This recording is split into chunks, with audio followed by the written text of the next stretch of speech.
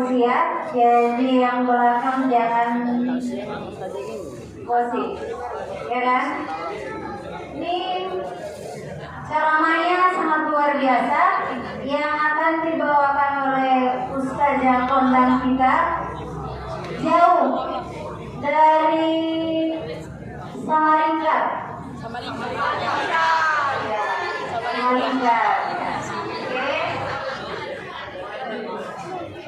Bismillahirrahmanirrahim. Assalamualaikum warahmatullahi wabarakatuh.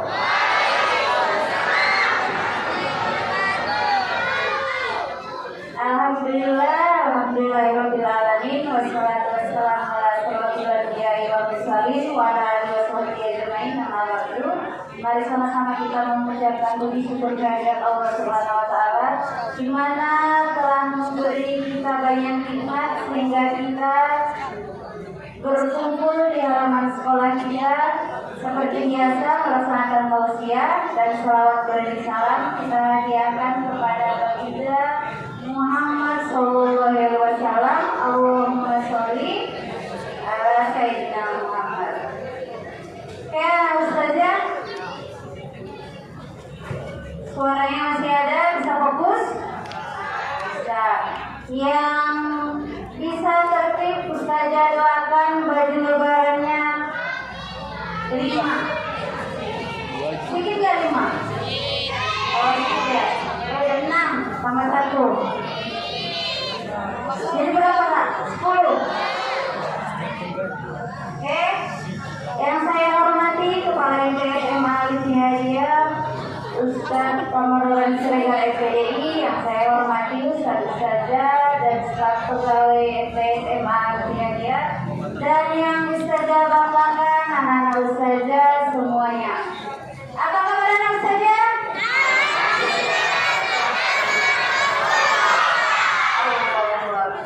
Hari ini tema tausiah kita, ada yang tahu? Mengapa harus membaca Al-Quran? Oke? Jadi kalau di kelas kita tadaruskan, kenapa harus membaca Al-Quran? Nanti akan dipaparkan oleh pemateri kita, yaitu Ustazah Mariam SE. Kepada Ustazah kami persilakan dengan segala hormat. Tepuk tangan.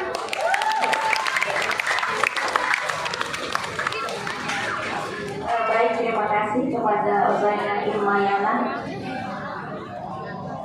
Sehat semua, anak-anak Ustazah? Ya, pasti semangat puasanya kan? Ya, alhamdulillah. Bismillahirrahmanirrahim. Assalamualaikum warahmatullahi wabarakatuh.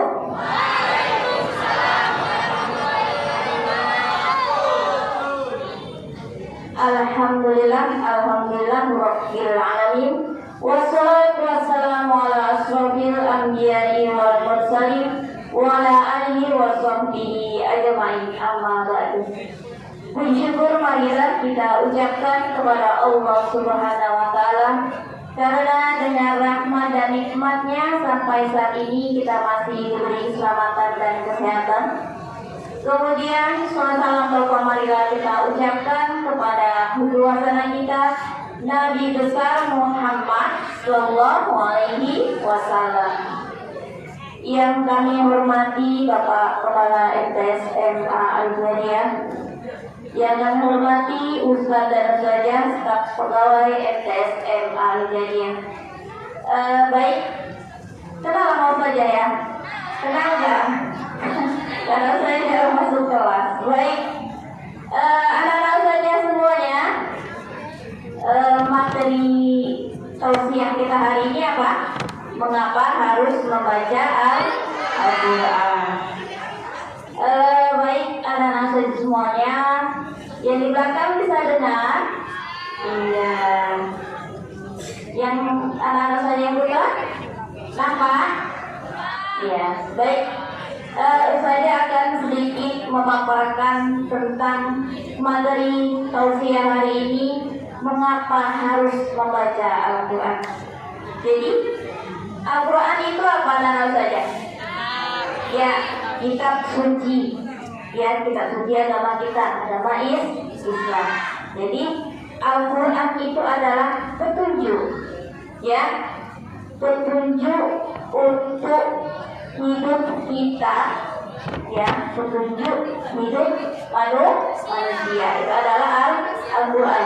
Jadi membaca Al-Quran itu memang sangat penting, ya anak-anak saja.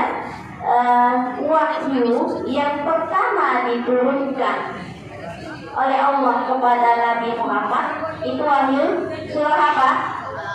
Surah Al-Alaq. Nah, di surah Al-Alaq ayat 1 sampai 5 itu Allah memerintahkan ya untuk membaca, untuk bisa bacalah, ya kan? Jadi di awal wahyu tersebut, di awal Nabi Muhammad menerima wahyu, diperintahkan oleh Allah untuk bisa membaca. Jadi anak-anak saja juga yang belum bisa membaca Al-Quran di sini untuk belajar apa? Iqra. Karena Iqra itu sendiri artinya apa? Bacalah, ya kan? Nah, Iqra itu sendiri artinya bacalah. Jadi anak-anak saja memang penting kita harus bisa membaca Al-Quran. Nah, mengapa Ustazah harus membaca Al-Quran? Ada beberapa hal, ada 4 hal yang akan Ustazah sampaikan. Ya, yang pertama itu Al-Quran itu petunjuk hidup yang sempurna, yang paling sempurna. Ya, Al-Quran itu adalah petunjuk hidup yang paling sempurna. Ya, seperti firman Allah dalam surah Al-Baqarah ayat 2. Ya, Zalikal kitabul la raiba fihi hudal lil muttaqin. Yang artinya inilah kitab Al-Quran yang tidak ada keraguan padanya, petunjuk bagi mereka yang bertakwa. Jadi anak-anak saja, Al-Quran itu petunjuk hidup bagi orang-orang yang bertakwa. Ya, anak-anak saja termasuk orang yang bertakwa kan? Ya, jadi petunjuk hidupnya itu adalah Al-Quran. Nah, contohnya ketika anak-anak ustazah akan pergi ke suatu tempat, ya, kalau tidak tahu tempatnya memakai apa? Google Maps kan? Nah, Google Maps-nya itu petunjuk. Jadi Al-Quran itu juga sama. Yang tadinya anak ustazah tidak tahu tentang dunia, dengan membaca Al-Quran sebagai petunjuk, karena di dalam Al-Quran tersebut petunjuk hidup itu banyak, ya. Petunjuk itu baik dari ibadah, ya, dari sosial, dari ekonomi, etika, semuanya ada diatur dalam Al-Quran. Jadi memang petunjuk itu, Al-Quran itu sendiri adalah petunjuk hidup yang paling sempurna. Yang kedua, masih bisa didengar? Ya, mudah-mudahan ini nanti keempat hal ini bisa menjadi inspirasi anak-anak saja agar mau membaca Al-Quran. Nah, yang kedua, Al-Quran itu adalah sumber ketenangan hati. Benar? Ya. Kalau anak-anak ustazah membaca Al-Quran, hatinya lebih tenang nggak? Ya. Jadi seperti yang disampaikan dalam surah Ar-Ra'd ayat 28, ya, ingatlah hanya dengan mengingat Allah hati kita menjadi lebih tenang. Jadi kalau anak-anak saja kira-kira hatinya tidak tenang, punya banyak masalah, mungkin ya, tapi seusia anak saja nggak ada masalahnya. Masalahnya paling berantem sama kawan, ya, ejek-ejekan, bully-bullyan, itu masalahnya ya. Nah, kalau mau hatinya lebih tenang, tidak gelisah,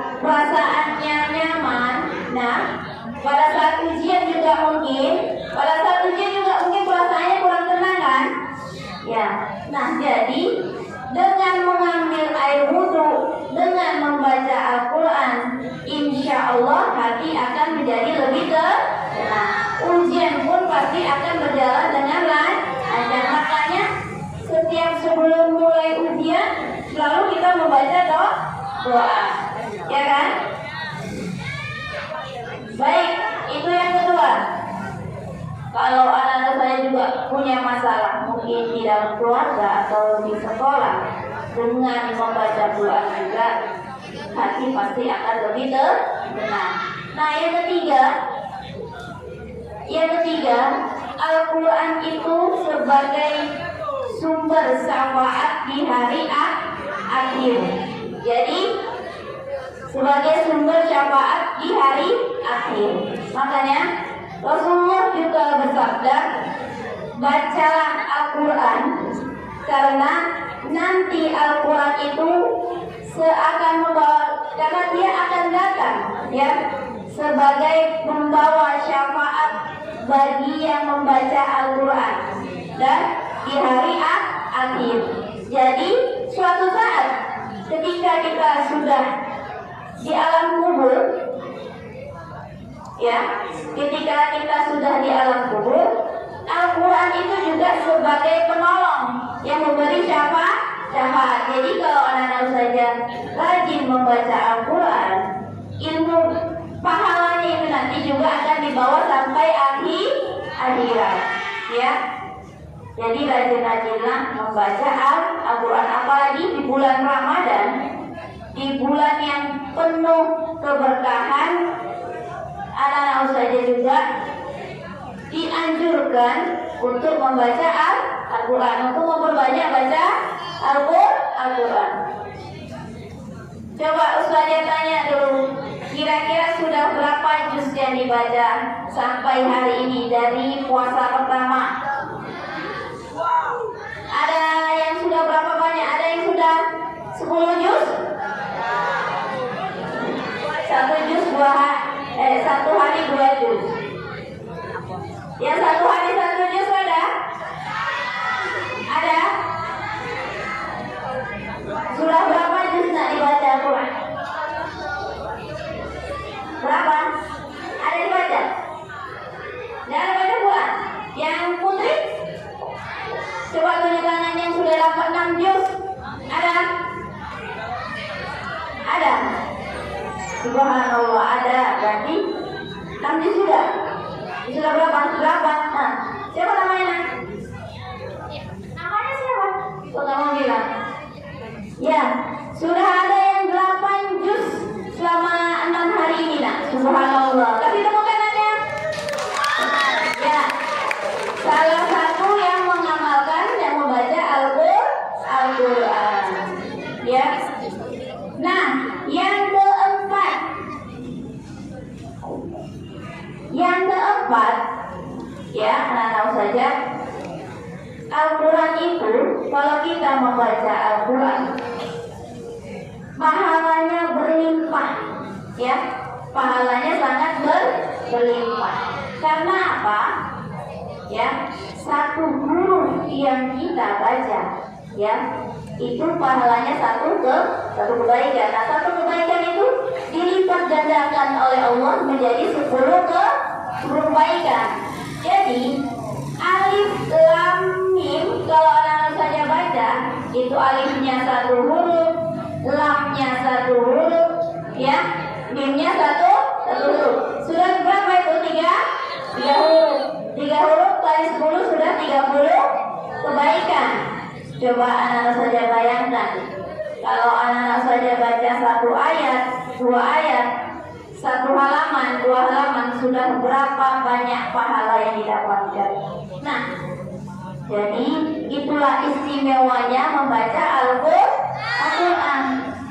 Pahala Al-Quran itu sendiri, nah, kalau kita membaca, mengamalkannya, bukan hanya untuk kita sendiri, ya, bukan hanya untuk kita sendiri, tetapi anak-anak ustazah yang membacanya mendapatkan pahala. Orang tua anak-anak ustazah, baik yang masih hidup atau yang sudah meninggal, ya, itu juga akan mendapatkan pahala bagi bagi anaknya yang membaca Al-Quran. Nah, yang ketiga, orang yang mendengarkan. Jadi kalau anak-anak saja mendengarkan orang membaca Al-Quran, itu juga dapat pahala. Ya, didengarkan. Baru yang keempat itu guru yang mengajarkan. Ya, guru yang mengajarkan Al-Quran itu juga mendapatkan pahala. Jadi dengan membaca Al-Quran itu ada berapa pahala yang didapat? Orang yang membacanya, orang yang mendengarnya, baru orang tua kita, baru guru yang mengajarkan. Ada 4 pahala. Itulah mengapa juga di sekolah kita, khususnya di bulan Ramadan, diperbanyak untuk membaca Al-Quran, karena memang Al-Quran itu sendiri sangat istimewa, ya, sangat istimewa. Dari awal kita klasikal tadi itu juga menghafal Al-Quran tanpa disadari, anak-anak saja dengan setiap hari membacanya lama-lama akan hafal, ya. Nah, anak-anak saja yang dapat menghafal Al-Quran nanti di akhirat juga akan memakaikan mahkota untuk orang tuanya. Mau nggak pakaikan mahkota untuk orang tuanya? Caranya dengan banyak-banyak menghafal Al-Quran. Saya menghafal juga harus diamalkan, ya, harus diamalkan setiap hari, karena segala sesuatu hal itu ada di dalam Al-Quran. Dari etika kita, dari tentang sholat juga ada di dalam Al-Quran, tentang puasa juga ada di dalam Al-Quran. Ya, semua hal tentang bagaimana cara kita memakai jilbab juga ada di dalam Al-Quran. Jadi banyak-banyaklah membaca Al-Quran di bulan Ramadan, ya, tadarusan, ya, jangan hanya di sekolah, ya, saja di rumah juga. Mulai hari ini coba dirubah niatnya, karena di bulan Ramadan bulan penuh rahmat, banyak ampunan, pahala, banyak-banyak membaca Al-Quran. Tipsnya kemarin juga sudah dikasih, kan, bagaimana bisa satu hari itu membacanya satu juz. Ada kan kemarin disampaikan saja Rina, ya, kalau salah saja, ya kan, satu juz itu ada berapa lembar? 10, ya kan. Bisa nanti waktu subuh, setelah subuh 2 lembar, zuhur 2 lembar, asar 2 lembar, maghrib 2 lembar, baru isya 2 lembar. Dimulai dari sedikit-sedikit, ya, anak saja. Kalau belum sanggup boleh sekali setelah selesai sholat itu 1 lembar. Tambahkan 1 lembar itu tidak lama waktunya, kan, 5 menit mungkin, ya. Nah, 5 menit. Kalau yang belum bisa baca gimana saja, tetap belajar. Makanya selama bulan Ramadan juga yang belum bisa baca Quran, les juga, kan, tetap les iqro'nya, tetap les membaca Al-Quran. Perbanyak yang belum baca pula, tetap les itu dapatkan pahala. Jadi jangan takut, anak-anak saja. Belajar Al-Quran tidak ada ruginya, ya. Baik, itu sedikit bahasan kita hari ini, mengapa harus membaca Al-Quran. Ada berapa tadi yang saya sampaikan? Ada 4. Yang pertama apa? Ya, Al-Quran itu sebagai petunjuk hidup yang sempurna. Yang kedua apa? Sebagai sumber ketenangan hati. Yang ketiga apa? Mendapat syafaat di hari akhir. Baru yang keempat, ya, mendapat pahala yang berlimpah. Coba sekali lagi. Yang pertama apa tadi? Ya, sebagai petunjuk hidup yang sempurna. Yang kedua, ya, Ya, mendapatkan ketenangan hati. Yang ketiga, memberi syafaat di hari akhir. Yang keempat, ya, mendapatkan pahala yang berlimpah. Baik anak-anak saja, itu sedikit tausiah dari Ustazah. Lebih dan kurangnya Ustazah mohon maaf. Wallahu yaqulul haq wa huwa yahdis sabil. Assalamualaikum warahmatullahi wabarakatuh.